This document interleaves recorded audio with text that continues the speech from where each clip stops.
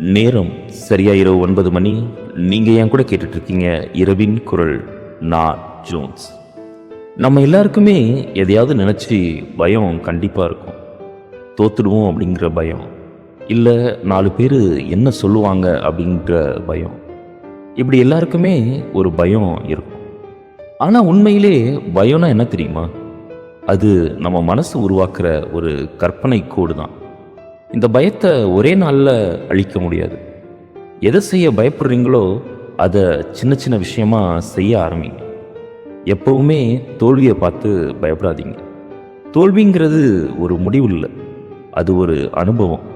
என்ன ஆகிடும் அப்படின்னு தைரியமாக இறங்குங்க. நீங்கள் உங்கள் பயத்தை ஜெயிச்சா மற்றவங்க உங்களை பற்றி என்ன நினைப்பாங்க அப்படிங்கிற கவலை இல்லாமல் உங்களால் வாழ முடியும்.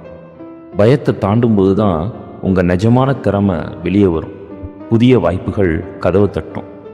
பயந்து பயந்து வாழ்கிறத விட எதிர்த்து நின்று ஜெயிக்கிறத தான் கெத்து இருக்குது அப்படிங்கிறத மறந்துடாதீங்க.